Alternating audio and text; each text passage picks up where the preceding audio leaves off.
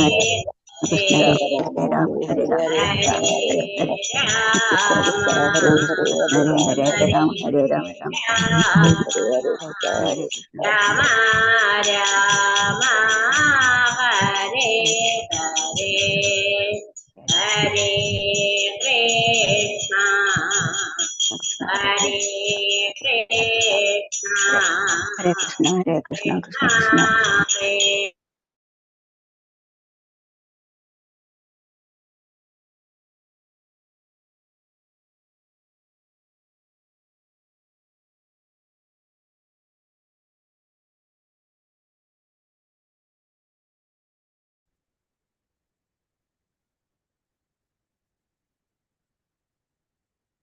ഹരേ കൃഷ്ണ. ശ്രീ ശ്രീ രാധാഗോവിന്ദ് വന്ദന ശ്രീമദ് ഭാഗവത ക്ലാസ്സിലേക്ക് എല്ലാവർക്കും സ്വാഗതം.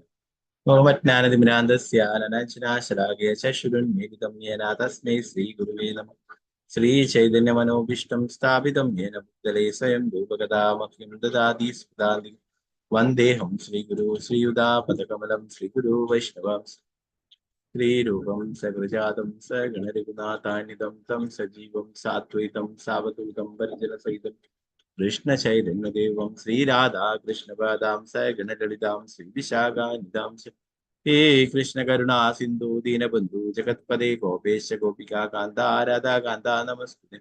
തപ്തകാഞ്ചന ഗൗരാംഗി ശ്രീരാധേ വൃന്ദാവനേശ്വരി ഋഷഭാനുസുതേ ദേവി പ്രണമാമി ഹരിപ്രീ. വാഞ്ചകൽപതരൂപശ്ച കൃപാ സിന്ധുഭ്യേവ ച പതിതാനാം പാവനേഭ്യോ വൈഷ്ണവേഭ്യോ നമോ നമഃ. പഞ്ചതത്വാത്മകം കൃഷ്ണം ഭക്തരൂപാസ്വരൂപകം ഭക്താവതാരം ഭക്താഖ്യാം നമാമി ഭക്തശക്തി നിത്യാനന്ദമഹനൗമി സർവാനന്ദകരം പരം ഹരിനാമപ്രദം ദേവം അവധൂത ശിരോമണി. നമോ മഹാവദന്യായ കൃഷ്ണ പ്രേമ പ്രദായതേ കൃഷ്ണായ കൃഷ്ണ ചൈതന്യ നാംനേ ഗൗരതിഷേ നമോ വിഷ്ണുപാദായ കൃഷ്ണപൃഷ്ഠായ ഭൂതലേ ശ്രീമദേ ഭക്തിവേദാന്ത സ്വാമിന്നിധി നാമിനി. നമസ്തേ സരസ്വതീ ദേവി ഗൗരവാണി പ്രചാരിണേ വിശേഷ ശൂന്യവാദി പാശ്ചാത്യ ദേശധാരിണി. ജയ ശ്രീകൃഷ്ണ ചൈതന്യ പ്രഭു നിത്യാനന്ദ ശ്രീ അദ്വൈത ഗദാധര ശ്രീവാസാദി ഗൗരഭക്തവൃന്ദ. ഹരേ കൃഷ്ണ കൃഷ്ണ കൃഷ്ണ ഹരി ഹരേ ഹരേ രാമ രാമ രാമ ഹരേ ഹരേ. ഗുരുവേ ഗൗരചന്ദ്രായ രാധികായ ദദാതേ കൃഷ്ണായ കൃഷ്ണഭക്തായ ഭക്തായ പ്രഭുപാദ ഗുരുരാജ് കി ജയ. നിതായ ഗൗരപ്രഭാത്. മദേകബന്ധു മത്സംഗിൻ മദ്ഗുരു മന്മഹാദന അന്നിഷ്ടാരക മദ്ഭാഗ്യ മദാനന്ദ നമോസ്തുതേ. ഗ്രന്ഥരായ ശ്രീമദ് ഭാഗവതം കി ജയ്. ശ്രീമദ് ഭാഗവതം ചതുർത്ഥ സ്കന്ധം 1-ാം അധ്യായം ശ്ലോകം 16. ഓം നമോ ഭഗവതേ വാസുദേവായ. വിദുര ഉവാച അത്രൈർഗൃഹേ സുരശ്രേഷ്ഠാ സ്ഥിത്യുത്പത്യന്ത ഹേതവാ കിഞ്ചിച്ഛിചികീർഷവോ ജാതാ ഏതദാഖ്യാഹി മേ ഗുരോ.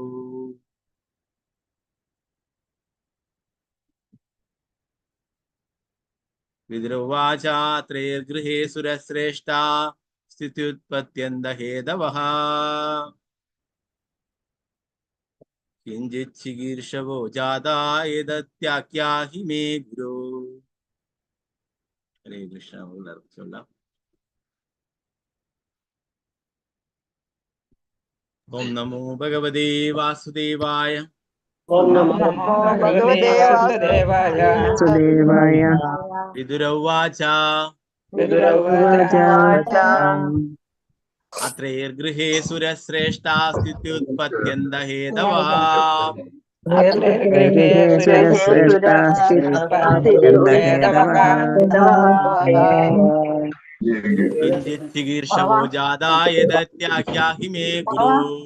കിഞ്ചിച്ഛികീർഷവോ ജാതാ ഏതദാഖ്യാഹി മേ ഗുരോ. വിദുരോവാച ത്രയഗൃഹേ സുരശ്രേഷ്ഠാ സ്ഥിത്യുത്പത്യന്ത ഹേതവഃ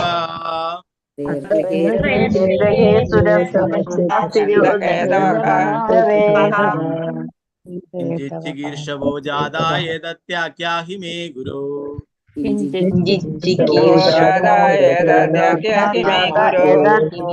मे गुरु। ഹരേ കൃഷ്ണ പ്രഭുജി. हरे कृष्णा प्रणाम। ജിജ്ഞേശവോ ജാത ഹരേ കൃഷ്ണ. ഓക്കെ, പേര് 4 പേര് ചോദിക്കും.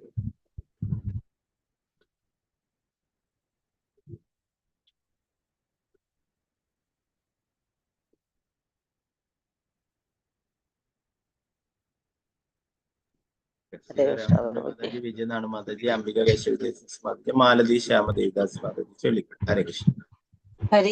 हरे कृष्णा प्रभु जी। ओम ओम नमो भगवते वासुदेवाय। विदुरवाच अत्रे सुरश्रेष्ठा ऋषिकेशवो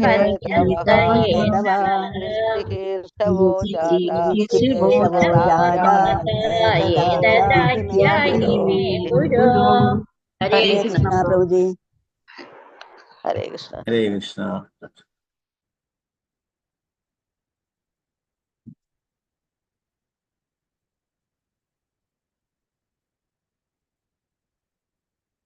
നിർമ്മല മാതാജി, പങ്കജാക്ഷി മാതാജി, രാജി മാതാജി, രാമൻ. ഹരേ കൃഷ്ണ. हरे कृष्ण प्रभु जी। हरे कृष्णा प्रभु जी। ഹരേ കൃഷ്ണ. ഓം നമോ ഭഗവതേ വാസുദേവായ. വിദുരവാച अत्रे സുരശ്രേഷ്ഠ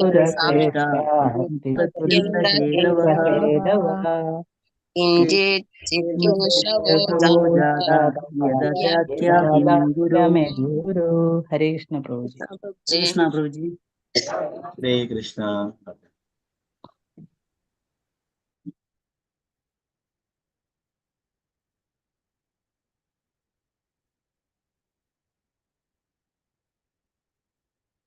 ഗീതാട്ടി മാതാജി, പത്മകുമാരി മാതാജി, തങ്കമണി മാതാജി, തലോപതി മാതാജി. ശരി. हरे कृष्णा प्रभु जी। ओम नमो भगवते वासुदेवाय। विदुरवाच अत्रे सुरश्रेष्ठा अत्यन्तखेदवः ऋषिकेशवो जाता ददाति हरे कृष्णा। ഹരേ കൃഷ്ണ.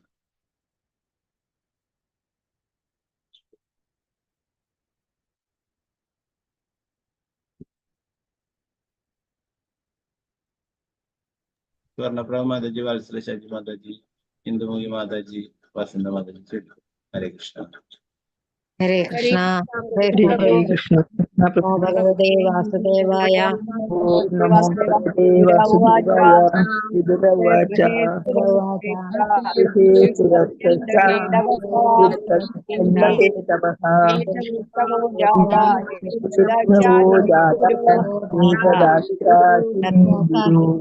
हरे कृष्ण प्रभु जी। हरे कृष्ण प्रभु जी। ഹരേ കൃഷ്ണ.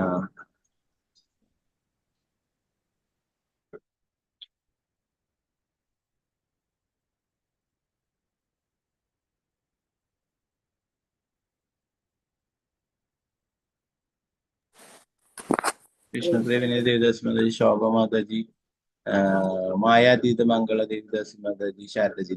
ശരി. ഹരേ കൃഷ്ണ. हरे कृष्णा प्रभु जी। प्रणाम। ഹരേ കൃഷ്ണ. ओम नमो भगवते वासुदेवाय। विदुरवाच अत्र सुरश्रेष्ठा पश्यन्तहेदवः ऋषिकेशवो जाता एतद्यास्थासि मे गुरु। कृष्ण प्रभु जी। ഹരേ കൃഷ്ണ.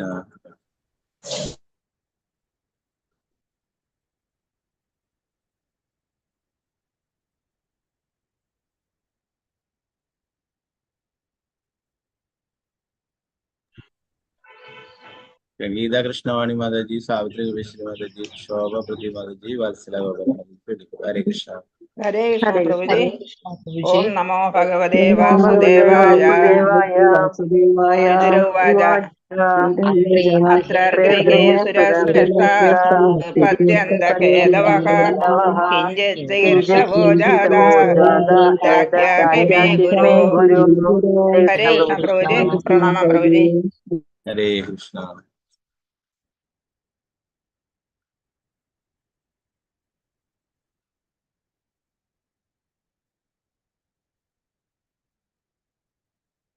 ഓക്കെ, ജമില പ്രസന്ന മാതാജി, ഭാരതീയ മോദിജി, ദശി മാതാജി എടുക്കും. ഹരേ കൃഷ്ണ.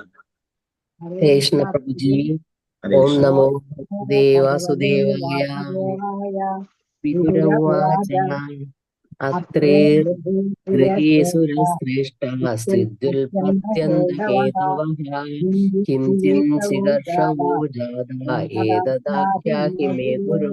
ഹരേ കൃഷ്ണ പ്രഭുജി. ഹരേ കൃഷ്ണ. ഓക്കെ, നമുക്ക് ഇതിന്റെ വിവർത്തനം നോക്കാം.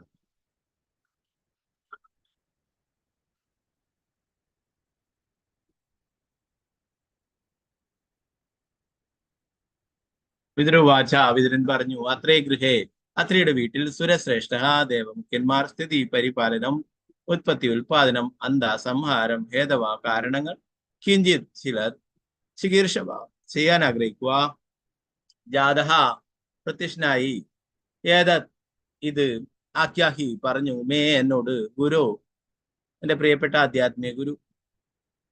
വിവർത്തനം ഭാവാർത്ഥമേസി ഭക്തിവേദാന്ത സ്വാമി ശ്രീല പ്രഭുപാദിക്ക്. ഇത് ശ്രവിച്ചതിന് ശേഷം വിതുരൻ മൈത്രേയനോട് ആരാഞ്ഞു,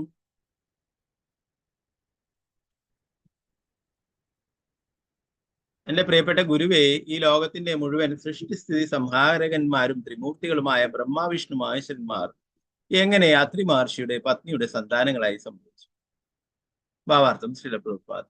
പരമാത്മാവും ശിവനും ബ്രഹ്മാവും അത്രി മുനിയുടെ പത്നി അനസൂയയിലൂടെ ആവിർഭവിച്ചതിനു പിന്നിൽ എന്തോ മഹത്യായ ലക്ഷ്യമുണ്ടെന്ന് ഗ്രഹിച്ച വിതുരന്റെ ആകാംക്ഷഭരിതമായ അന്വേഷണം ഉചിതമായി. അല്ലാത്ത പക്ഷം അവരെന്തിനീ ആ രീതിയിൽ ആവിർഭവിച്ചു?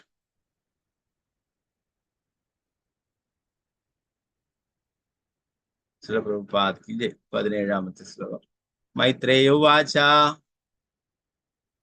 ബ്രഹ്മണാനോദിത സൃഷ്ടാ ഹൃതിർബ്രഹ്മവിദാംബരാ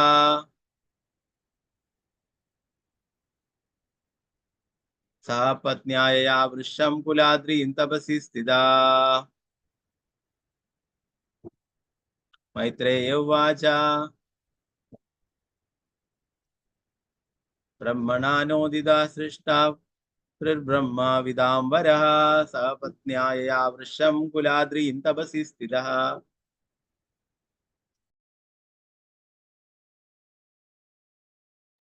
മൈത്രേയം പറഞ്ഞു, അത്രി മുനി അനസൂയയെ വിവാഹം ചെയ്ത ശേഷം അദ്ദേഹത്തോട് തലമുറകളെ സൃഷ്ടിക്കാൻ ബ്രഹ്മാവ് ആജ്ഞാപിച്ചപ്പോൾ അദ്ദേഹവും പത്നിയും തപസ്സനുഷ്ഠിക്കുവാൻ ഋഷ എന്ന പേരിൽ അറിയപ്പെടുന്ന പർവ്വതത്തിന്റെ താഴ്വരങ്ങളിലേക്ക് പോയി.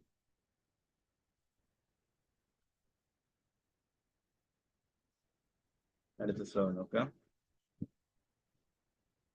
18ാമത്തെ. ഓം നമോ ഭഗവതേ വാസുദേവായ. തസ്മിൻ പ്രസൂനസ്തബക പലാശാശോകാനനേ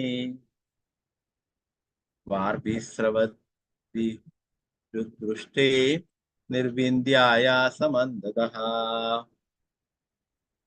ആ പർവ്വതത്തിന്റെ താഴ്വരയിൽ നിർവിന്ദ്യ എന്ന നാമമുള്ള ഒരു നദി പ്രവഹിക്കുന്നുണ്ട്. ആ നദിയുടെ തീരത്ത് ധാരാളം അശോക വൃക്ഷങ്ങളും നിറയെ പൂക്കളുള്ള പലാശ മരങ്ങളുമുണ്ട്. ഒരു വെള്ളച്ചാട്ടത്തിന്റെ മധുര ശബ്ദം സദാ അന്തരീക്ഷത്തിൽ പതഞ്ഞു ഒഴുകിക്കൊണ്ടിരിക്കും. ഭാര്യാഭർത്താക്കന്മാർ ആ മനോഹരമായ സ്ഥലത്തെത്തി. 19ാമത്തെ ശ്ലോകം. ഓം നമോ ഭഗവതേ വാസുദേവായ. പ്രാണായാമേന സംയമ്യ മനോ വർഷാശതം മുനി അധിഷ്ഠതേകപാദേന നിർദ്വന്ദ്വോ അനിലഭോജനഃ. അവിടെ ആ മഹാമുനി യോഗ പദ്ധതി പ്രകാരമുള്ള ശ്വസന വ്യായാമത്താൽ മനസ്സിനെ ഏകാഗ്രമാക്കി എല്ലാ ആകർഷണങ്ങളിൽ നിന്നും സംയമനം പാലിച്ചു വായു ഒഴികെ ഒരു ഭക്ഷണവും ഇല്ലാതെ ഒറ്റക്കാലിൽ നിന്ന് 100 വർഷം തപസ്സനുഷ്ഠിച്ചു.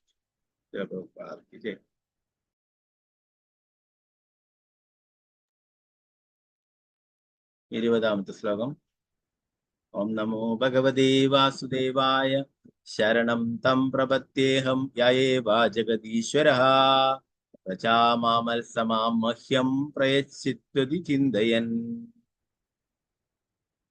അദ്ദേഹം വിചാരിച്ചു, ഞാൻ അഭയം തേടിയിട്ടുള്ള ലോകത്തിന്റെ ഭഗവാൻ അദ്ദേഹത്തെ പോലെ ഒരു പുത്രനെ എനിക്ക് നൽകുവാൻ ദയവായി എന്നിൽ പ്രസാദിക്കട്ടെ. ഭാവാർത്ഥം ശ്രീല പ്രഭുപാദ്. മഹാമുനി അത്രിക്ക് പരമദിവ്യോത്ത പുരുഷൻ ഭഗവാനെ പറ്റി വ്യക്തമായ ഒരാശയമില്ലാത്തതുപോലെ ഇവിടെ തോന്നിപ്പിക്കുന്നു. തീർച്ചയായും ഈ ലോകത്തിന് അതിന്റെ സൃഷ്ടാവായ ഒരു പരമദിവ്യോത്ത പുരുഷൻ ഭഗവാനുണ്ടെന്നും അദ്ദേഹത്തിൽ നിന്നാണ് എല്ലാം ഉത്ഭവിക്കുന്നതെന്നും അദ്ദേഹമാണ് എല്ലാറ്റിനെയും പരിപാലിക്കുന്നതെന്നും സംഹാരത്തിന് ശേഷം സമസ്ത ആവിഷ്കാരവും സംരക്ഷിക്കപ്പെടുന്നത് അദ്ദേഹത്താലാണെന്നും വൈദിക വിജ്ഞാനത്തിലൂടെ അവന് സുപരിചിതമായിരുന്നിരിക്കണം. യഥോ വാ ഇമാനി ഭൂതാനി തൈത്തരീയ ഉപനിഷത്ത് 3:1 പറയുന്നു. ഈ വൈദിക മന്ത്രങ്ങൾ നമുക്ക് പരമദിവ്യോത്ത പുരുഷനായ ഭഗവാനെ പറ്റി വിവരം നൽകുന്നു. അതുകൊണ്ട് അത്രിമുനി ആ പരമദിവ്യോത്ത പുരുഷൻ ഭഗവാന്റെ നാമം നിശ്ചയമില്ലെങ്കിലും തികച്ചും അദ്ദേഹത്തെ പോലെ തന്നെയുള്ള ഒരു സന്താനത്തെ ലഭിക്കുന്നതിന് വേണ്ടി അദ്ദേഹത്തെ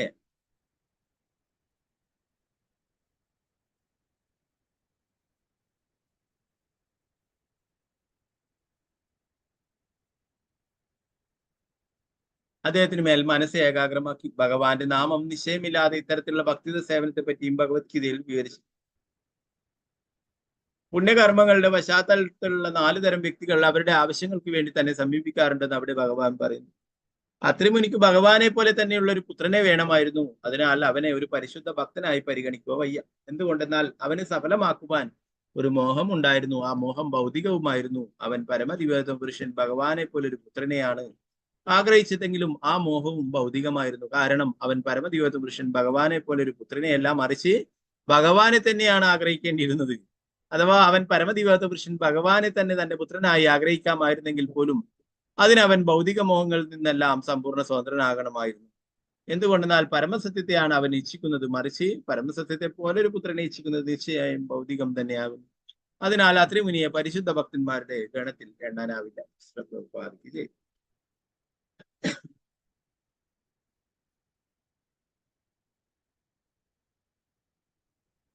ഒരു ശ്ലോകം കൂടി നോക്കാം. 21-ാമത്തെ. ഓം നമോ ഭഗവതേ വാസുദേവായ. തപ്യമാനം ത്രിഭുവനം പ്രാണായാമേധസാഗ്നിനാ നിർഗതേന മുനേർമൂർധൻ ന സമിഷ്യാ പ്രഭസ്ത്രയാ.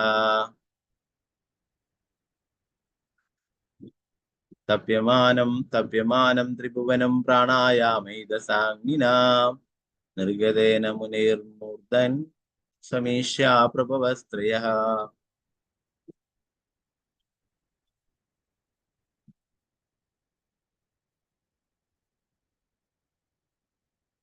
അത്രിമുനി ഈ കഠിന തപസ് അനുഷ്ഠിച്ചുകൊണ്ടിരിക്കുമ്പോൾ പ്രാണായാമത്തിന്റെ ഫലമായുണ്ടായ ഒരു അഗ്നിജ്വാല അദ്ദേഹത്തിന്റെ മൂർധാവിലൂടെ പുറത്തേക്ക് വരികയും ത്രിലോകങ്ങളിലെയും 3 മുഖ്യമൂർത്തികളും അത് ദർശിക്കുകയും ചെയ്തു. ഭാവാർത്ഥം ശ്രീല പ്രഭുപാദ. ശ്രീല ജീവഗോസ്വാമിയുടെ അഭിപ്രായ പ്രകാരം മാനസിക സംതൃപ്തിയാണ് പ്രാണായാമത്തിന്റെ അഗ്നി. പരമാത്മാവായ വിഷ്ണുവിലൂടെ ബ്രഹ്മനും ശിവനും ആ അഗ്നി ദർശിക്കും. അത്രി മുനി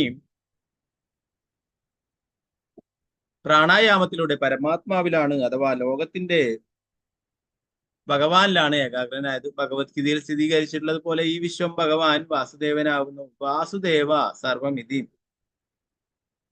വാസുദേവന്റെ നിർദ്ദേശപ്രകാരം ബ്രഹ്മനും ശിവനും വർത്തിക്കുന്നു.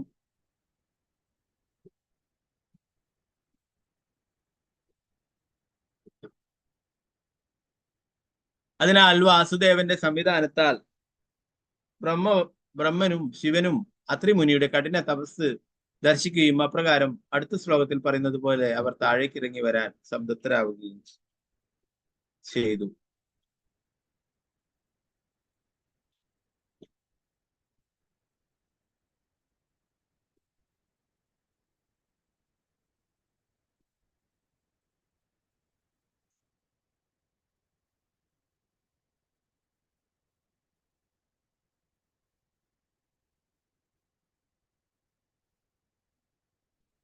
രണ്ടാമത്തെ ശ്ലോകം.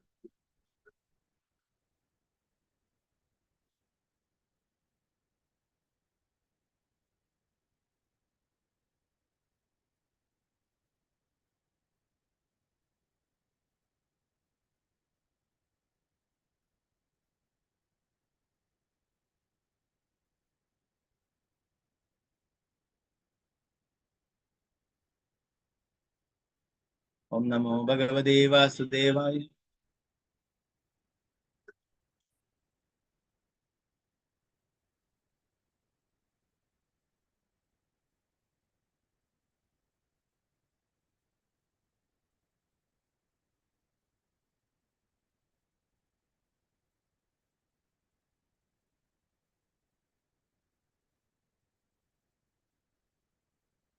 അപ്സരസോ മുനി ഗന്ധർവ സിദ്ധവിദ്യാധരോരഗൈ വിദായമാനയശസ് തദാശ്രമപദം യയൂ. ആ സമയത്ത് ത്രിമൂർത്തികൾ ദേവന്മാരുടെയും അപ്സരസുകളുടെയും സിദ്ധ ഗന്ധർവ വിദ്യാധര നാഗന്മാരുടെയും അകമ്പടിയോടെ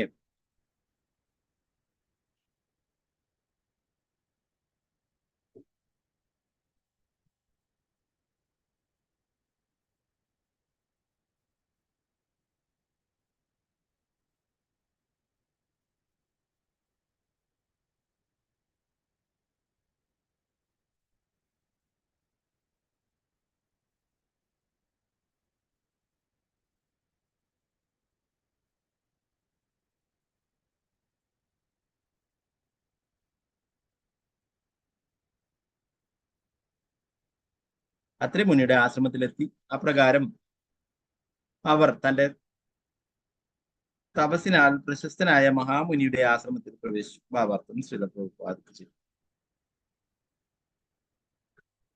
ലോകത്തിന്റെ ഭഗവാനും സ്തുതി സംഹാരങ്ങളുടെ യജമാനുമായ പരമദിവ്യോത്തമ കൃഷ്ണനായ ഭഗവാനെ ഒരുവൻ ശരണം പ്രാപിക്കണമെന്ന് വൈദിക സാഹിത്യങ്ങൾ ഉപദേശിക്കുന്നു. പരമാത്മാവായി അറിയപ്പെടുന്ന അദ്ദേഹത്തെ ഒരുവൻ ആരാധിക്കുമ്പോൾ ബ്രഹ്മാവിനെയും ശിവനെയും പോലുള്ള മറ്റു ദേവന്മാരും ഭഗവാൻ വിഷ്ണുവിനോടൊത്ത് പ്രത്യക്ഷരാകുന്നു.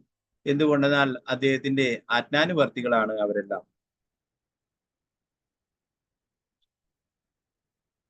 ശ്രീപ്രഭുപാദ് ജയ്. 23-ാമത്തെ ശ്ലോകം.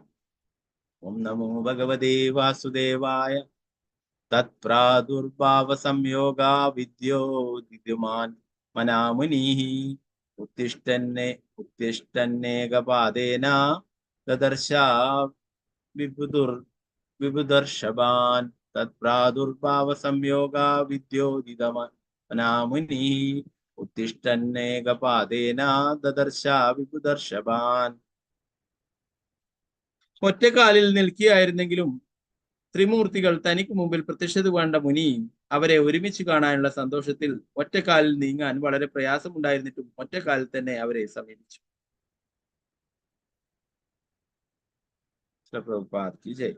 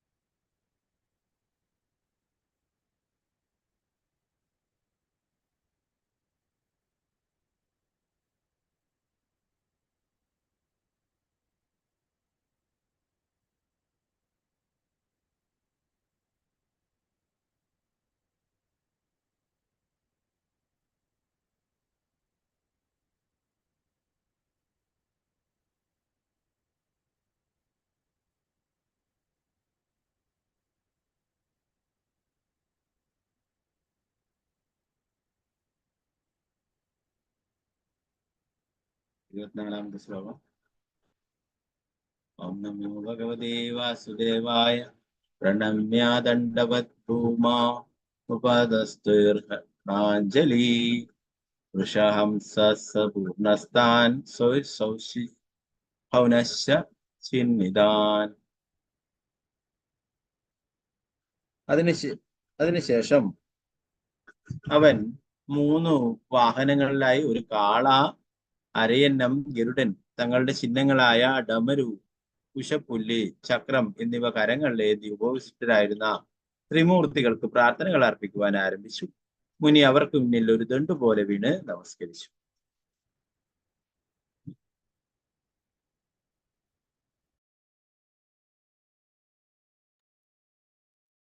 ഭാവാർത്ഥം പ്രഭുപാദ്. ദണ്ഡ എന്നാൽ ഒരു നീണ്ട ദണ്ഡ് എന്നും വത് എന്നാൽ പോലെ എന്നുമാണ് അർത്ഥം. ഒരുവൻ യജമാനു മുന്നിൽ ദണ്ഡ് പോലെ വീണ് നമസ്കരിക്കണം. ഇത്തരത്തിലുള്ള ആദരപ്രകടനത്തെ ദണ്ഡവത് എന്ന് വിളിക്കുന്നു. അത്രിമുനി ത്രിമൂർത്തികൾക്ക് ഇത്തരത്തിൽ ആദരങ്ങൾ അർപ്പിച്ചു. അവർ അവരുടെ വ്യത്യസ്ത വാഹനങ്ങളാലും പ്രാതിനിധ്യ ചിഹ്നങ്ങളാലും തിരിച്ചറിയപ്പെട്ടു. ഇത് സംബന്ധിച്ച് വിഷ്ണു തന്റെ ചിഹ്നമായ ചക്രമേന്തി ഗരുഡന്റെ മേലും ബ്രഹ്മാവ് തന്റെ അടയാളമായ കുശപ്പുല്ലുമായ അരണ്യത്തിന്റെ മേലും മഹാദേവൻ സ്വന്തം ചിഹ്നമായ ഡമരു ചെറിയ ചെണ്ടയുമായി കാളിയുടെ മേലും ഉപേക്ഷിതരായിരുന്നു എന്നാണ് ഇവിടെ പറഞ്ഞിട്ടുള്ളത്. അത്രിമുനി ഈ വാഹനങ്ങളിലൂടെയെല്ലാം ചിഹ്നങ്ങളിലൂടെയുമാണ് അവരെ തിരിച്ചറിഞ്ഞതും അവർക്ക് പ്രണാമങ്ങളെ അർപ്പിച്ചതും.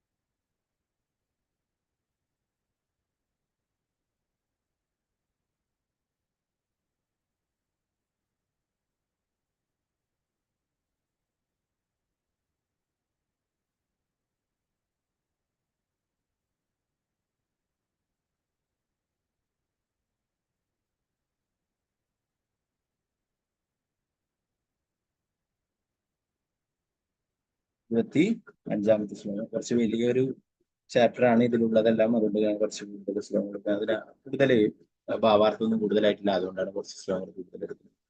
ഓക്കെ.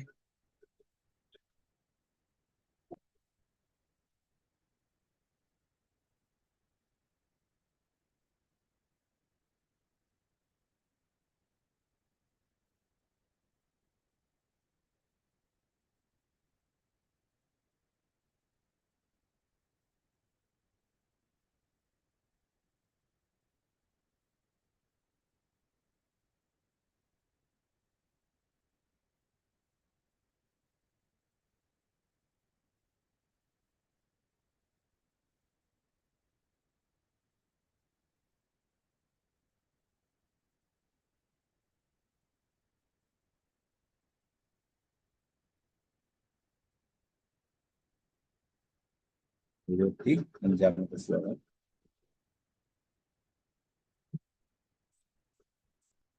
ഓം നമോ ഭഗവതേ വാസുദേവായ കൃപാവലോകേന അസത്വദനോനുപലംബിതാൻ തത്രോജിഷാ പ്രതിഹതേ നിമീല്യാമുനിരശ്വിനി. 3 ദേവന്മാരും തന്നോട് കാരുണ്യമുള്ളവരാണെന്ന് കണ്ടറിഞ്ഞ അത്രിമുനി വളരെ സന്തുഷ്ടനായി അവരുടെ ഉജ്ജ്വല ശരീര തേജസ് മൂലം കണ്ണഞ്ചിപ്പോയ അവൻ തൽക്ഷണം കണ്ണുകൾ അടച്ചു. ഭാവാർത്ഥം ശ്രീലപ്രഭുപാദിച്ചു. മൂർത്തികൾ മന്ദസ്മിതം തൂകിയിരുന്നതിനാൽ അവർ തന്നിൽ സംപ്രീതരാണെന്ന് മനസ്സിലാക്കാൻ അവന് സാധിച്ചു.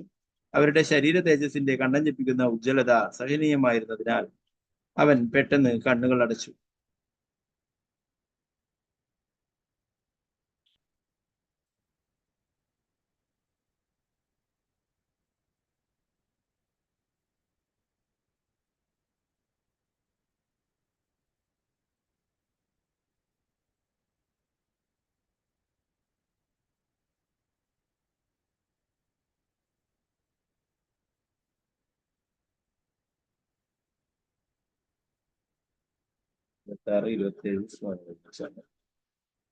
ഓം നമോ ഭഗവതേ വാസുദേവായ.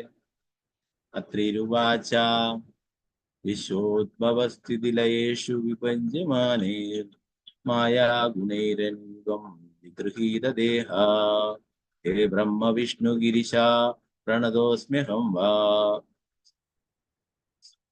തേഭ്യഃ ഭവതാം മാഹിഹോ ബഹൂധാ.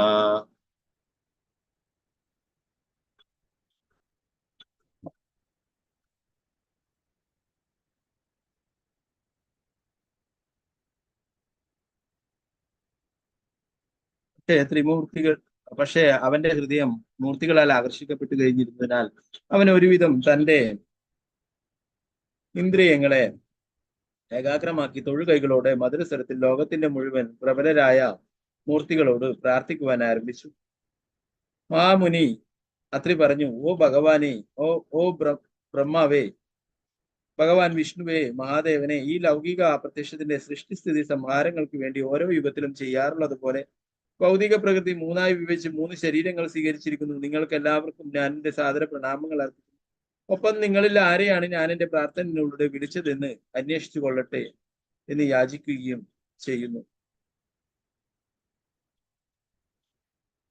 ഭാവാർത്ഥം ശ്രീലപ്രഭുപാദ്.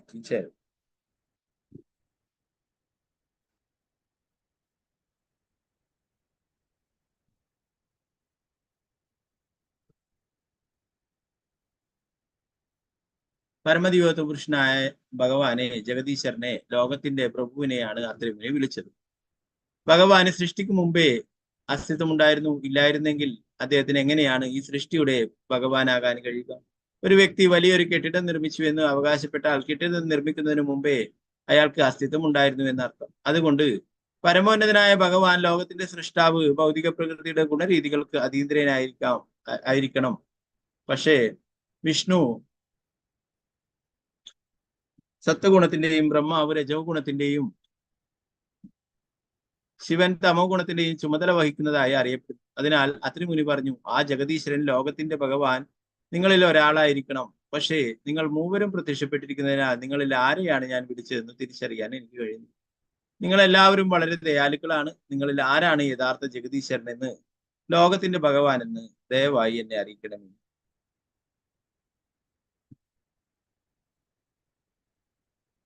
വാസ്തവത്തിൽ അത്രിമുനി പരമോന്നതനായ ഭഗവാൻ വിഷ്ണുവിന്റെ വ്യവസ്ഥാപിത പദവിയിൽ സംശയാലുവായിരുന്നു. എങ്കിലും ലോകത്തിന്റെ ഭഗവാൻ മായയാൽ സൃഷ്ടിക്കപ്പെട്ട ജീവികളിൽ ഒന്നായിരിക്കില്ലെന്ന് അവന് ഉറപ്പുണ്ടായിരുന്നു. ആരെയാണ് താൻ വിളിച്ചതെന്ന് അവന്റെ അന്വേഷണം അവന് ഭഗവാന്റെ വ്യവസ്ഥാപിത പദവിയെക്കുറിച്ച് സന്ദേഹമുണ്ടായിരുന്നുവെന്ന് സൂചിപ്പിച്ചു. അതിനാൽ അവർ മൂവരോടുമായി അവൻ പ്രാർത്ഥിച്ചു, ഈ വിശ്വത്തിന്റെ അതീന്ദ്രിയനായ ഭഗവാൻ ആരാണെന്ന് ദയവായി എന്നെ അറിയിക്കണം. നിശ്ചയമായും അവർ മൂന്നുപേരും ലോകത്തിന്റെ ഈശ്വരനല്ലെന്ന് അവന് ഉറപ്പുണ്ടായിരുന്നു. അവരിൽ ഒരാൾ അതാണെന്നും പ്രഭുപാദ് ജയ.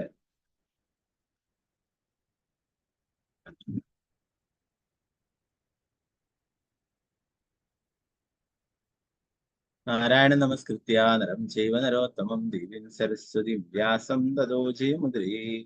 അഷ്ടപ്രായേഷു ഭദ്രേഷു നിത്യം ഭാഗവത സേവയാ ഭഗവതി ഉത്തമ ശ്ലോകേ ഭക്തിർഭവതി നൈഷ്ഠികേ. മൂകം കരോതി വാചാലം പങ്കും ലംഘയതേ ഗിരിം യത്കൃപാദമഹം വന്ദേ ശ്രീഗുരു ദീനതാരിണം പരമാനന്ദ മാധവം ശ്രീചൈതന്യേശ്വരം.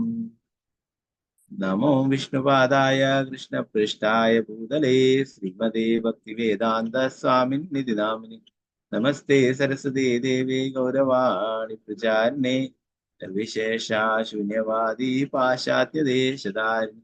ജയ ശ്രീകൃഷ്ണ ചൈതന്യ പ്രഭു നിത്യാനന്ദ ശ്രീ അദ്വൈത ഗദാധര ശ്രീവാസാദി ഗൗരഭക്തവൃന്ദ. ഹരേ കൃഷ്ണ കൃഷ്ണ കൃഷ്ണ ഹരേ ഹരേ, ഹരേ രാമ രാമ രാമ ഹരേ ഹരേ. ഗുരുവേ ഗൗരചന്ദ്രായ രാധികായ തൃതാലേ കൃഷ്ണായ കൃഷ്ണഭക്തായ ഭക്തായ പ്രഭുപാദ് കി ജയ, ഗുരുമഹാരാജ് കി ജയ, നിതായ ഗൗരപ്രമാനന്ദി. ഹരേ കൃഷ്ണ. നമ്മൾ ഇന്നലത്തെ ക്ലാസ്സിൽ പഠിച്ചു അല്ലെ, അത്രിമുനിക്കും അനസൂയക്കും 3 പുത്രന്മാരുണ്ടായി. അവര് സോമൻ, ദത്താത്രേയൻ, ദുർവാസാവ് എന്നിവരായിരുന്നു. അവര് ഓരോന്നും ഓരോ മൂർത്തികളുടെ പ്രാതിനിധ്യങ്ങളായിട്ട് പറയുകയുണ്ടായി അല്ലെ.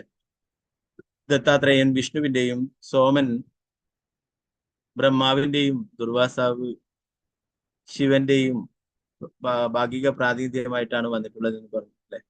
ഈ കാര്യത്തെ കുറിച്ചിട്ട് വിതുരരെ മൈത്രേയ മുനിയോട് ചോദിക്കുന്നു, എങ്ങനെയാണ് ഇവർ മൂവരും അത്രിക്കും അനസൂയക്കും പുത്രന്മാരായിട്ട് വന്നത് എന്നാണ് ചോദിക്കുന്നത്. ഇത് ശ്രവിച്ചതിന് ശേഷം വിതുരൻ മൈത്രേയനോട് ആരാഞ്ഞു,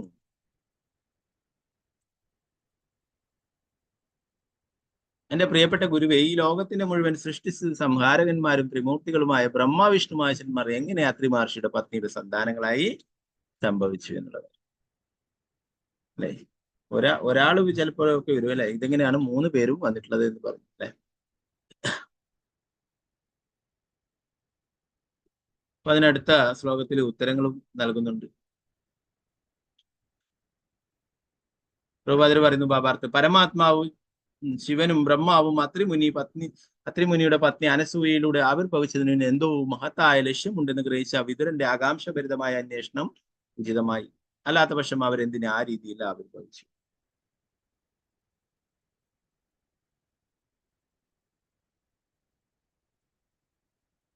മൈത്രേയർ പറഞ്ഞു, അത്രിമുനി അനസൂയയെ വിവാഹം ചെയ്ത ശേഷം അദ്ദേഹത്തോട് തലമുറകളെ സൃഷ്ടിക്കുവാൻ ബ്രഹ്മാവ് ആജ്ഞാപിച്ചപ്പോൾ അദ്ദേഹവും പത്നിയും തപസ്സനുഷ്ഠിക്കുവാൻ ഋഷി എന്ന പേരിൽ അറിയപ്പെടുന്ന പർവ്വതത്തിന്റെ താഴ്വരകളിലേക്ക് പോയി.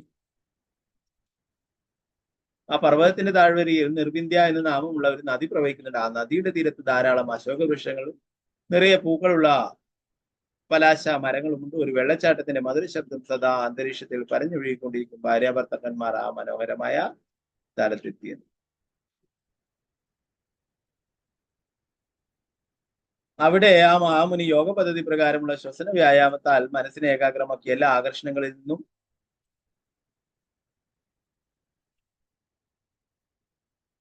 സംയമനം പാലിച്ചു വായു ഒഴികെ ഒരു ഭക്ഷണവുമില്ലാതെ ഒറ്റക്കാലിൽ നിന്ന് 100 വർഷം തപസ്സനുഷ്ഠിച്ചു.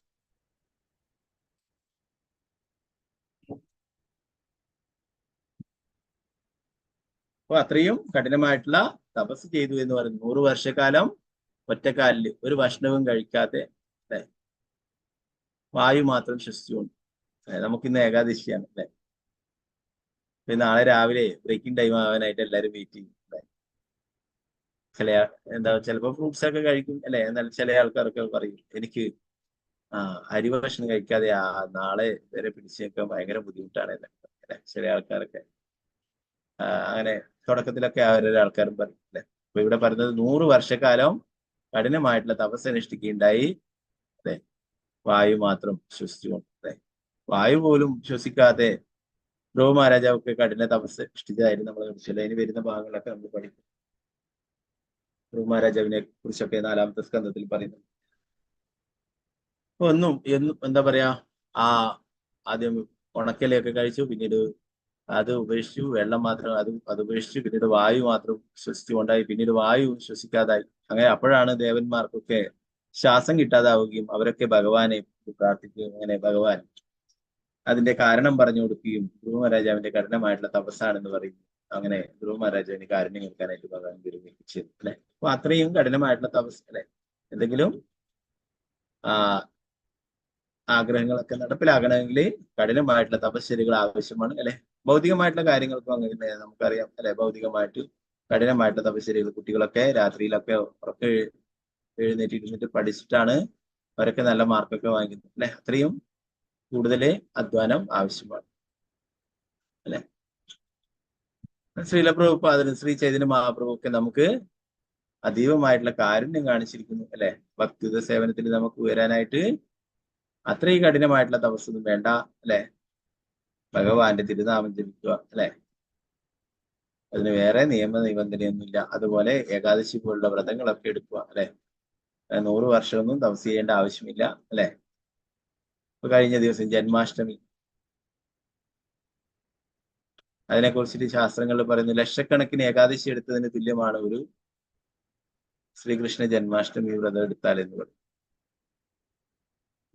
അപ്പൊ അതേപോലുള്ള വിശേഷ ദിവസങ്ങൾ, ഭഗവാന്റെ ആവിർഭാവ ദിനങ്ങള് അല്ലെ, അതുപോലെ ഏകാദശി, ഇതൊക്കെ എടുക്കുകയാണെങ്കിൽ നമുക്ക് ഭക്തിയില് വേഗത്തില് വരാനായിട്ട് സാധിക്കും. അതുപോലെ ഭഗവാന്റെ തിരുനാമജപം അല്ലെ.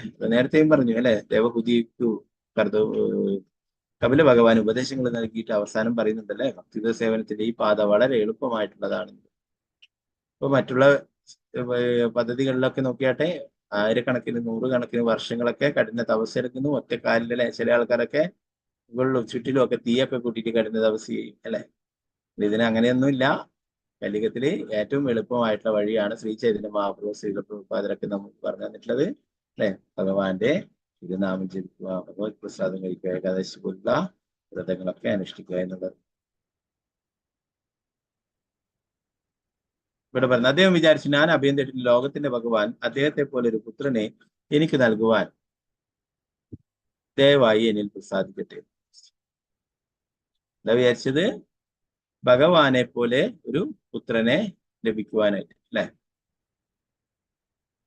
അപ്പൊ ഭഗവാനെ പോലെ ആരും തന്നെ ഇല്ല അല്ലെ. ഭഗവാന് തുല്യനായിട്ടോ ഭഗവാന് ഉപരിയായിട്ടോ ആരും തന്നെ ഇല്ല അല്ലെ. ഭഗവാൻ മാത്രമേ ഉള്ളൂ അല്ലെ.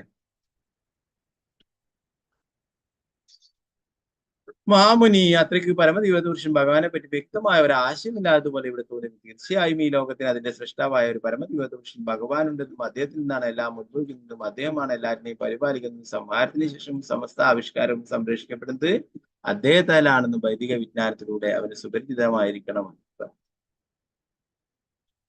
യാദോവ ഇമാനി ഭൂതാനി തൈത്രീയ ഉപനിഷത്തിൽ പറയും. ഈ വൈദിക മന്ത്രങ്ങൾ നമുക്ക് പരമദിവ്യത പുരുഷനായ ഭഗവാനെ പറ്റി തരുന്നത്. അതുകൊണ്ട് അത്രിമുനി ആ പരമദിവ്യത പുരുഷൻ ഭഗവാന്റെ നാമം നിശ്ചയമില്ലെങ്കിലും തികച്ചും അദ്ദേഹത്തെ പോലെ തന്നെയുള്ളൊരു സന്താനത്തെ ലഭിക്കുന്നതിന് വേണ്ടി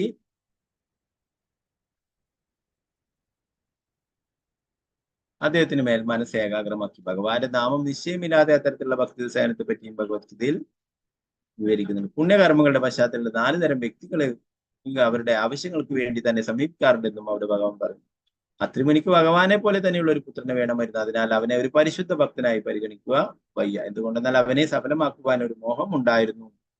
ആ മോഹം ഭൗതികവുമായിരുന്നു. അവൻ പരമദിവ്യത പുരുഷൻ ഭഗവാനെ പോലെ ഒരു പുത്രനെയാണ് ആഗ്രഹിച്ചതെങ്കിലും ആ മോഹവും ഭൗതികമായിരുന്നു. കാരണം അവൻ പരമദിവ്യത പുരുഷൻ ഭഗവാനെ പോലെ ഒരു പുത്രനെയല്ല, മറിച്ച് ഭഗവാനെ തന്നെയാണ് ആഗ്രഹിക്കേണ്ടിയിരുന്നത്. അഥവാ അവൻ പരമദിവ്യത പുരുഷൻ ഭഗവാനെ തന്നെ തന്റെ പുത്രനായി ആഗ്രഹിക്കാമായിരുന്നെങ്കിൽ പോലും അതിന് അവൻ ഭൗതിക മോഹങ്ങളിൽ നിന്നെല്ലാം സമ്പൂർണ്ണ സ്വതന്ത്രനാകണമായിരുന്നു. എന്തുകൊണ്ടെന്നാൽ പരമസത്യത്തെയാണ് അവൻ ഇച്ഛിക്കുന്നത്, മറിച്ച് പരമസത്യത്തെ പോലെ ഒരു പുത്രനെ ഇച്ഛിക്കുന്നത് നിശ്ചയമായും ഭൗതികം തന്നെയാവുന്നു. അതിനാൽ അത്രിമുനിയെ പരിശുദ്ധ ഭക്തന്മാരുടെ ഗണത്തിൽ എണ്ണാനാവില്ല എന്ന് അല്ലെ ഭഗവത്ഗീതയിൽ നമ്മൾ പഠിച്ചിട്ടില്ലേ? 4 തരത്തിലുള്ള ആൾക്കാർ ഭഗവാനെ ആരാധിക്കുന്ന സുഹൃത്തുക്കളായിട്ടുള്ള ആൾക്കാർ അല്ലെ.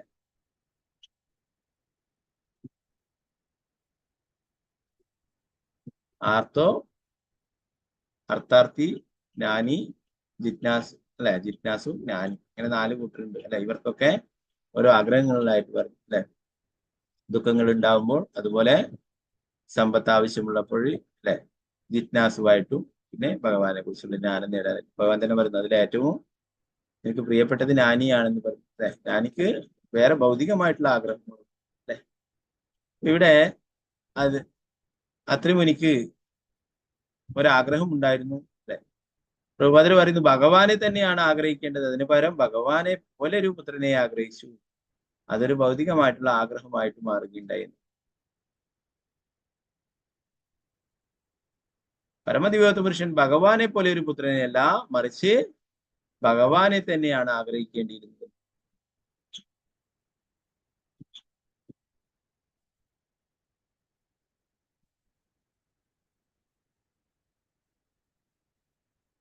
അപ്പോ അതുകൊണ്ട് തന്നെ അത് ഒരു ഭൗതികമായിട്ടുള്ള ആഗ്രഹമായിട്ട് പറയുന്നു എന്ന് പറഞ്ഞു. ആ ഒരു ആഗ്രഹം ഭഗവാനെ പോലെ ഒരു പുത്രനെ ആയതുകൊണ്ട് ഭഗവാൻ പുത്രനായിട്ട് വരണമെന്ന് വെച്ചാൽ തീർച്ചയായിട്ടും ഭഗവാൻ വരും അല്ലെ. എത്രയോ ഭക്തന്മാർ അങ്ങനെ ആഗ്രഹിച്ച് ഭഗവാൻ വന്നിട്ടുണ്ട് അല്ലെ. അതിന് തക്കതായിട്ടുള്ള യോഗ്യതയും ഉണ്ടായിരിക്കണം ഭഗവാൻ അല്ലെ. നമ്മൾ നേരത്തെ ഒക്കെ പഠിച്ചു, ഭഗവാൻ ഇവിടെ ലീലകൾ ചെയ്യാനായിട്ട് വരുമ്പോൾ ആരായിരിക്കണം തന്റെ മാതാപിതാക്കൾ എന്ന് ഭഗവാൻ നേരത്തെ തന്നെ നിശ്ചയിച്ചു വെക്കുന്നത്.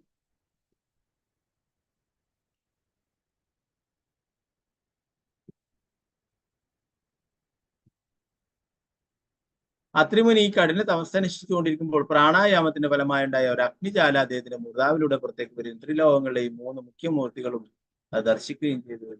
അത്രയും കഠിനമായിട്ടുള്ള തപസ് ചെയ്യുന്നതിനിടയില് അത്രിമുനിയിലെ മൂർധാവിൽ നിന്നും ശിരസിൽ നിന്നും ഒരു അഗ്നി പുറത്തേക്ക് വരികയുണ്ടായി. 3 ലോകങ്ങളിലുള്ള ബ്രഹ്മവിഷ്ണു മഹേശ്വരന്മാരും ഇത് ദർശിക്കുകയുണ്ടായി.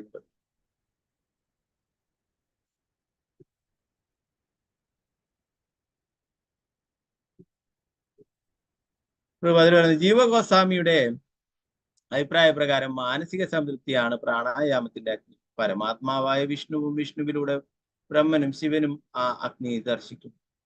അത്രിമുനി പ്രാണായാമത്തിലൂടെ പരമാത്മാവിലാണ് അഥവാ ലോകത്തിന്റെ ഭഗവാനിലാണ് ഏകാഗ്രതനായത്. ഭഗവത്ഗീതയിൽ സ്ഥിരീകരിച്ചിട്ടുള്ളതുപോലെ ഈ വിശ്വത്തിന്റെ ഭഗവാൻ വാസുദേവനാകുന്നു. വാസുദേവേ സർവമിതി.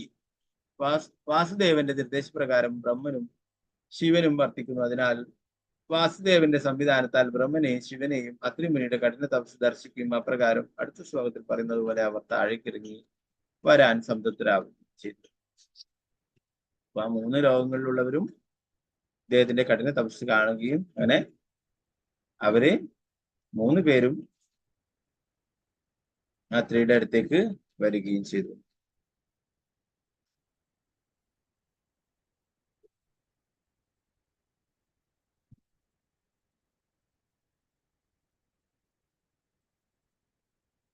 ആ സമയത്ത് ത്രിമൂർത്തികൾ ദേവന്മാരുടെയും അപ്സരസുകളുടെയും സിദ്ധ ഗന്ധർവ വിദ്യാധര നാഗന്മാരുടെയും അകമ്പടിയോടെ അത്രിമുനിയുടെ ആശ്രമത്തിൽ എത്തി. അപ്രകാരം അവർ തന്റെ തപസ്സിനാൽ പ്രശസ്തനായ മഹാമുനിയുടെ ആശ്രമത്തിൽ പ്രവേശിച്ചു.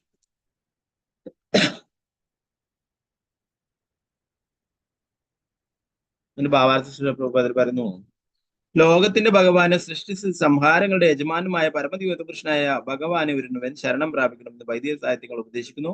പരമാത്മാവായി അറിയപ്പെടുന്ന അദ്ദേഹത്തെ ഒരുവൻ ആരാധിക്കുമ്പോൾ ബ്രഹ്മാവിനെയും ശിവനെയും പോലുള്ള മറ്റു ദേവന്മാരും ഭഗവാൻ വിഷ്ണുവിനോടൊത്ത് പ്രത്യക്ഷനാകുന്നത് എന്തുകൊണ്ടെന്നാൽ അദ്ദേഹത്തിന്റെ ആജ്ഞാനുവർത്തികളാണ് അവരെല്ലാം എന്ന്. ഭഗവാനെ ആരാധിക്കാനാണ് പറയുന്നത് അല്ലെ, ഭഗവാനെ ശരണം പ്രാപിക്കുവാനായിട്ട് പറയുന്ന എല്ലാ ശാസ്ത്രങ്ങളും അല്ലെ. ഭഗവാനെ ശരണം പ്രാപിക്കുകയാണെങ്കിൽ ഭഗവാന്റെ സേവകന്മാരാണ് മറ്റുള്ളവരൊക്കെ അല്ലെ. അപ്പൊ അതുകൊണ്ട് തന്നെ അവരും പ്രത്യക്ഷരാകുന്നു എന്ന് പറയുന്നു. നമ്മൾ നേരത്തെ പറഞ്ഞല്ലേ, ഓരോ മൂർത്തികളെയും ഓരോരോ ആൾക്കാരെയും പോയിട്ട് ആരാധിക്കേണ്ടതായിട്ടില്ല അല്ലെ. ഭഗവാനെ ആരാധിച്ചു കഴിഞ്ഞാല് ഭഗവാന് നൽകി കഴിഞ്ഞാൽ അവരെല്ലാവരും സംതൃപ്തരാകും അല്ലെ. ഭഗവാൻ സംതൃപ്തരായാല് എല്ലാവരും സംതൃപ്തരാകും എന്നുള്ള കാര്യം. ഒറ്റൽ കാലിൽ നിൽക്കുകയായിരുന്നെങ്കിലും ത്രിമൂർത്തികൾ തനിക്ക് മുമ്പിൽ പ്രത്യക്ഷപ്പെട്ടത് കണ്ട മുനിയ അവരെ ഒരുമിച്ച് കാണാനുള്ള സന്തോഷത്തിൽ ഒറ്റക്കാലിൽ നീങ്ങാൻ വളരെ പ്രയാസമുണ്ടായിരുന്നതും ഒറ്റക്കാലിൽ തന്നെ അവരെ സമീപിച്ചു. ഒറ്റക്കാലിൽ നിന്നിട്ടാണ് തപസ് ചെയ്യുന്നത്. അതേ ഒറ്റക്കാലിൽ തന്നെ അവരുടെ സമീപത്തേക്ക് പോവുകയും ദണ്ഡവത് നമസ്കാരം ചെയ്യുകയും ചെയ്തു എന്ന് പറഞ്ഞു. അതിനുശേഷം അവൻ 3 വാഹനങ്ങളിലെ ഒരു കാള, അരയന്നം, ഗരുഡൻ തങ്ങളുടെ ചിഹ്നങ്ങളായ ഡമരു, കുശുപ്പുല്ല്, ചക്രം എന്നിവ കരങ്ങളിലേന്തി ഉപവിഷ്ടരായിരുന്ന ത്രിമൂർത്തികൾക്ക് പ്രാർത്ഥനകൾ അർപ്പിക്കുവാൻ ആരംഭിച്ചു. മുനി അവർക്ക് മുന്നിൽ ഒരു ദണ്ഡ് പോലെ വീണ് നമസ്കരിച്ചു അല്ലെ. ദണ്ഡവത് നമസ്കാരം, ഒരു വടി പോലെ വീഴുക എന്നുള്ളത്. നേരത്തെ നമ്മൾ കണ്ടില്ല, ചൈതന്യ മഹാപ്രഭുവിനെ ദണ്ഡവത് നമസ്കാരം ചെയ്യുകയുണ്ടായി. ഒരു പല്ലിനിടയിൽ, ഒരു നാവിനിടയിൽ ഒരു ഉണക്ക പുല്ലൊക്കെ കടിച്ചു പിടിച്ചു കൊണ്ട് പറയാം. അത്രയും താഴ്മയോടെ അത്രയും വിനയത്തോടെ ഗോസ്വാമിമാരി മഹാപ്രഭുവിനെ ശരണം പ്രാപിച്ചിട്ടുണ്ട്.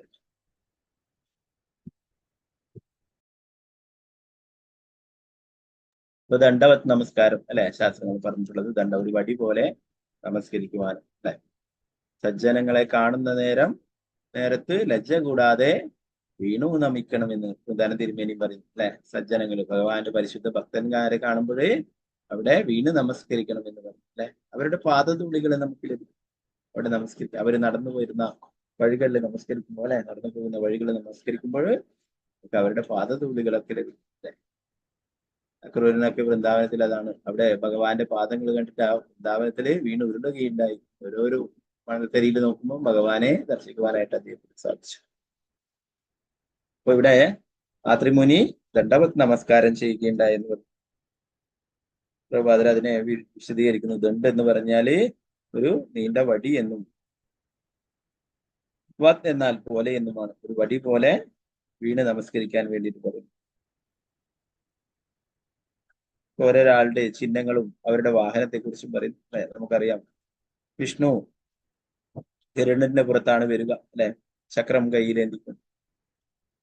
അതുപോലെ ശിവൻ കാളപ്പുറത്താണ് സഞ്ചരിക്കുക അല്ലെ, ഡമരവും ഏന്തിക്കൊണ്ട്. അതുപോലെ ബ്രഹ്മാവ് അരയന്നത്തിന്റെ പുറത്താണ് സഞ്ചരിക്കുക. അദ്ദേഹത്തിന്റെ കയ്യിലായിട്ട് കുശപ്പുല്ലും കാണാനായിട്ട് സാധിച്ചു എന്ന് ഇവിടെ പറയുന്നു. 3 പേരും തന്നോട് കാരുണ്യമുള്ളവരാണെന്ന് കണ്ടറിഞ്ഞ അത്രിമുനി വളരെ സന്തുഷ്ടനായി. അവരുടെ ഉജ്ജ്വല ശരീര തേജസ് മൂലം കണ്ണഞ്ചിപ്പോയ അവൻ തൽക്ഷണം കണ്ണുകൾ അടച്ചു. 3 പേരും ഒരുമിച്ച് വന്നപ്പോഴേ അത്രയും ഉജ്ജ്വല തേജസ് അല്ലെ, അതുകൊണ്ട് കണ്ണ് അടച്ചു പോവുകയുണ്ടായെന്ന് പറഞ്ഞു.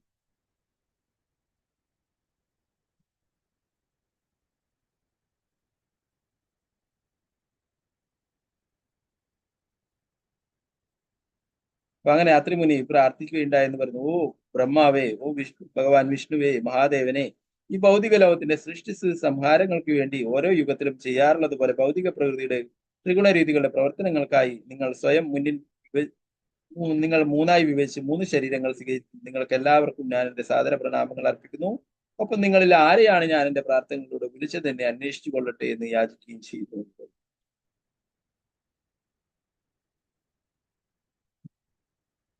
ബാക്കി ഭാഗങ്ങൾ നമുക്ക് നാളത്തെ ക്ലാസ്സിൽ നോക്കാം.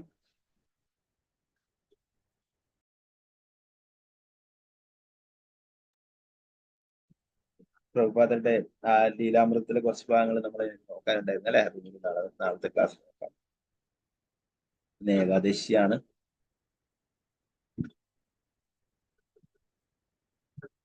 അന്നദ ഏകാദശി.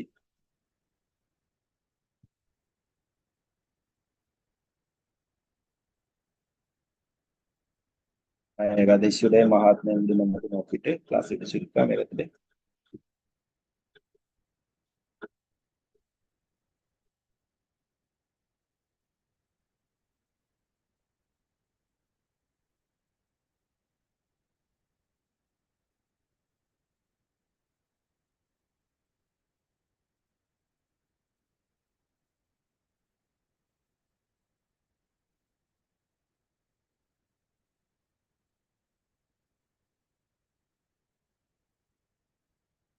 അന്നദ ഏകാദശി എന്ന് പറയും, അജാ ഏകാദശി എന്ന് പറയും. ഇതിന്റെ മഹാത്മ്യത്തെ കുറിച്ച് പറയും.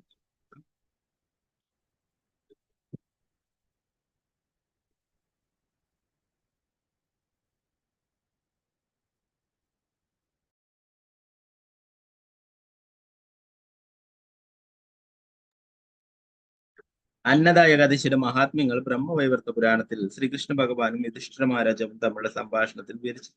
യുധിഷ്ഠിര മഹാരാജാവ് ഇപ്രകാരം മുര ചെയ്തു: അല്ലയോ കൃഷ്ണ, ഭാദ്രപാദ മാസത്തിലെ ആഗസ്റ്റ് സെപ്റ്റംബർ മാസത്തിൽ കൃഷ്ണപക്ഷത്തിൽ വരുന്ന ഏകാദശിയുടെ നാമം എന്താണ്? എന്നിൽ ദയവുണ്ടായി ഈ വിഷയത്തെ പറ്റി വിവരിച്ചാലും. ശ്രീകൃഷ്ണ ഭഗവാൻ മറുപടി ചോദി: അല്ലയോ രാജാവേ, ഇപ്പോൾ പൂർണ്ണ ശ്രദ്ധയോടെ ശ്രമിച്ചുകൊള്ളുക. ഒരുവൻ സർവ്വവിധ പാപങ്ങളെയും ഉന്മൂലനം ചെയ്യുന്ന ഈ മംഗളകരമായ ഏകാദശിയുടെ നാമം അന്നദ എന്നാകുന്നു. ഈ ഏകാദശി അനുഷ്ഠിക്കുകയും ഇന്ദ്രിയങ്ങളുടെ നാഥനായ ഋഷികേശനെ ആരാധിക്കുകയും ചെയ്യുന്ന ഒരു വ്യക്തി തന്റെ സർവ്വവിധ പാവപ്രതികരണങ്ങളിൽ നിന്നും മുക്തനാകുന്നു. പണ്ടൊരിക്കൽ ഹരിശ്ചന്ദ്രൻ എന്ന നാമത്തോടു കൂടിയ കീർത്തിമാനായ ഒരു ചക്രവർത്തി ഉണ്ടായിരുന്നു. അദ്ദേഹം സത്യകീർത്തിയും നിഷ്കപടനുമായിരുന്നു.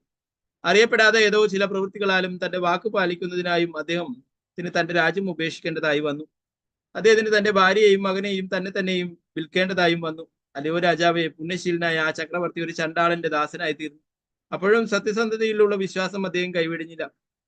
തന്റെ യജമാനായ ചണ്ടാളന്റെ ആജ്ഞപ്രകാരം ചുടലക്കാട്ടിലെ ശവശരീരങ്ങളുടെ വസ്ത്രങ്ങൾ തന്റെ സേവനത്തിനായുള്ള പ്രതിഫലമായി അദ്ദേഹം സ്വീകരിച്ചു. ഇത്തരം നീചമായ സേവനത്തിൽ ഏർപ്പെട്ടിരുന്നാലും അദ്ദേഹം തന്റെ സത്യസന്ധതയിൽ നിന്നും ഗുണസൗശീലവും നിന്നും അധപ്പതിച്ചില്ല. പ്രകാരം അനേക വർഷങ്ങൾ അദ്ദേഹം കഴിച്ചുകൂട്ടി. ഒരു നാൾ അതീവ ദുഃഖത്തോടെ രാജാവ് ഇപ്രകാരം ചിന്തിക്കാൻ തുടങ്ങി: ഞാൻ എന്ത് ചെയ്യും? എവിടെയാണ് ഞാൻ പോകേണ്ടത്? ഈ നരകീയ അവസ്ഥയിൽ നിന്ന് ഞാൻ മുക്തനാകുന്നത് എപ്രകാരമാണ്? ചക്രവർത്തിയുടെ ഈ ദുരിതസ്ഥിതി കണ്ട് മനസ്സലിഞ്ഞ് ഗൗതമ മഹർഷി അദ്ദേഹത്തിന് സമീപം ആഗതനായി. ബ്രഹ്മദേവൻ സർവ്വലോകരുടെയും നന്മയ്ക്കായി സൃഷ്ടിച്ചവരാണ് ബ്രാഹ്മണർ എന്നറിയപ്പെടുന്ന ആ ചക്രവർത്തി ഉടൻ തന്നെ ഗൗതമ മഹർഷിക്ക് തന്റെ സാദര പ്രണാമങ്ങൾ അർപ്പിച്ചു. അഞ്ജലിബദ്ധനായി മഹർഷിയുടെ സമീപം നിലകൊണ്ട രാജാവ് തന്റെ ശോചനീയ കഥ ഗൗതമ മഹർഷിയോട് വിവരിച്ചു. രാജാവിന്റെ ദയനീയമായ ഈ കഥ ശ്രവിച്ച് ആശ്ചര്യാധീനായി തീർന്ന ഗൗതമ മഹർഷി ഇപ്രകാരം അരുളി ചെയ്തു: അല്ലയോ രാജാവേ, ഭാദ്രപാദ മാസത്തിലെ കൃഷ്ണപക്ഷത്തിൽ വരുന്ന അന്നദ ഏകാദശി ഒരുവന്റെ സർവ്വപാപങ്ങളെയും ഉന്മൂലനം ചെയ്യും. ഭാഗ്യവശാൽ അത്യധികം താമസിയാതെ തന്നെ ഈ ഏകാദശി ദിനവും വന്നെത്തുന്നതാണ്. ഈ ദിവസം അന്നപാനങ്ങളില്ലാതെ ഉറക്കമൊഴിച്ചുകൊണ്ട് അങ്ങ് ഏകാദശി വ്രതം അനുഷ്ഠിക്കേണ്ടതാണ്. തൽഫലമായി അങ്ങയുടെ സർവ്വപാപങ്ങളും താമസം വിന ഉന്മൂലനം ചെയ്യപ്പെടുന്നതാണ്. അല്ലയോ രാജാവേ, അങ്ങയുടെ പ്രഭാവം കൊണ്ടാണ് ഞാൻ ഇവിടെ ആഗതനായത്. ഹരിശ്ചന്ദ്ര രാജാവിന് ഇപ്രകാരം മാർഗനിർദ്ദേശം നൽകിയതിനു ശേഷം ഗൗതമ മഹർഷി അപ്രത്യക്ഷനായി.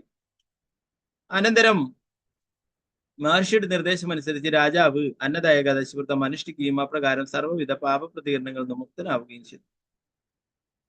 ശ്രീകൃഷ്ണ ഭഗവാൻ ഇപ്രകാരവും ഉപസംഹരിച്ചു: അല്ലയോ രാജകേസരി, ഒരുവൻ അനേകം വർഷങ്ങൾ അനുഭവിക്കേണ്ടതായിട്ടുള്ള ദുരിതങ്ങളെല്ലാം തന്നെ ഈ ഏകാദശിയുടെ അത്ഭുതകരമായ പ്രഭാവത്താൽ ഉടനടി ഇല്ലാതാകും. ഈ ഏകാദശി വ്രതത്തിന്റെ പ്രഭാവത്താൽ ഹരിശ്ചന്ദ്ര രാജാവ് തന്റെ ഭാര്യയെ വീണ്ടെടുക്കുകയും അദ്ദേഹത്തിന്റെ മരിച്ചുപോയ പുത്രൻ തിരിച്ചു വരികയും ചെയ്തു. ദേവന്മാർ മൃദംഗനാദം മുഴക്കുകയും പുഷ്പവൃഷ്ടി നടത്തുകയും ചെയ്തു. അന്നദ ഏകാദശിയുടെ പ്രഭാവത്താൽ രാജാവ് തന്റെ രാജ്യം സന്തോഷത്തോടെ ആസ്വദിക്കുകയും മരണശേഷം ബന്ധുക്കളോടും പ്രജകളോടൊപ്പം ആത്മീയ ലോകം പോവുകയും ചെയ്തു. അല്ലയോ രാജാവേ, ഏകാദശി വ്രതം അനുഷ്ഠിക്കുന്ന സർവരും സർവ്വപാപങ്ങളിൽ നിന്നും മുക്തി നേടുകയും അന്ത്യത്തിൽ ആത്മീയ ലോകം പ്രാപ്തമാക്കുകയും ചെയ്യും.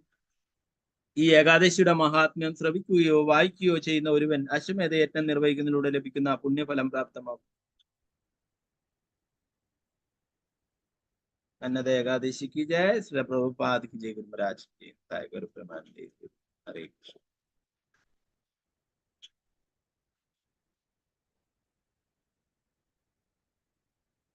ഹരേ കൃഷ്ണ. ഇപ്പൊ ഇന്നടുത്ത ഭാഗങ്ങൾ എന്തെങ്കിലും സംശയങ്ങൾ ഉണ്ടെങ്കിൽ കൈയെടുത്താം.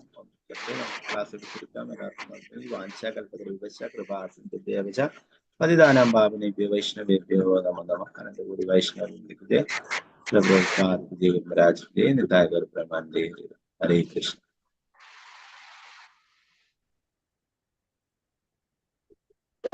രാത്രി കിളക്കണോ? രാത്രി ഉറങ്ങാതിരിക്കണം എന്ന് പറഞ്ഞില്ലേ? അത് ഓരോരോ ആൾക്കാർക്ക് സാധിക്കുന്ന പോലെ ചെയ്യാം. ഉറക്കം ഒഴിഞ്ഞിട്ട് പിറ്റേ ദിവസം പകല് കിടന്നുറങ്ങുന്നത് ശരിയല്ല. അപ്പോൾ അങ്ങനെ സാധിക്കുന്നവർക്ക് ചെയ്യാം. ഉറങ്ങാതെ ചില ആൾക്കാരൊക്കെ ഉറങ്ങുന്നില്ല എന്ന് പറഞ്ഞിട്ട് സാധാരണ ആൾക്കാർ ചില വ്രതങ്ങളൊക്കെ എടുക്കുമ്പോൾ അല്ലെ, മറ്റേ എന്താ പറയാ ശിവരാത്രിയും അങ്ങനെയൊക്കെ വ്രതങ്ങളൊക്കെ എടുക്കും. അപ്പൊ അതിന് ഉറക്കമൊഴിച്ചിട്ടിരിക്കും. എന്നാൽ ചെയ്യുക ടി വിയിലൊക്കെ ഒരു 3ഉം 4ഉം സിനിമയൊക്കെ വെക്കും അന്നത്തെ ദിവസം. അവർക്കും നല്ല വരുമാനം, അവർക്ക് നല്ല പ്രേക്ഷകരൊക്കെ കിട്ടും. അതുകൊണ്ട് നല്ല സിനിമയൊക്കെ വെക്കും. അപ്പൊ സിനിമയൊക്കെ കണ്ടിട്ട് രാവിലെ വരും. അതല്ല, നമ്മൾ ഉറക്കമൊഴിക്കുന്നതിന്റെ വ്രതം എടുക്കുന്നതിന്റെ ഒക്കെ ഉദ്ദേശം ഭഗവാന്റെ നാമം ജപിക്കുവാനും മറ്റുള്ള ഭക്തി സേവനം ഭഗവാനെ കുറിച്ചുള്ള കാര്യങ്ങൾ വായിക്കാനും ഒക്കെയാണ്. അപ്പൊ അങ്ങനെ സാധിക്കുന്നവർക്ക് എടുക്കാം. അപ്പൊ ജോലിയൊക്കെ ഉള്ളവരാണെങ്കിൽ രാത്രി ഉറങ്ങാതിരുന്ന രാവിലെ ജോലിക്ക് പോകാൻ സാധിക്കില്ല.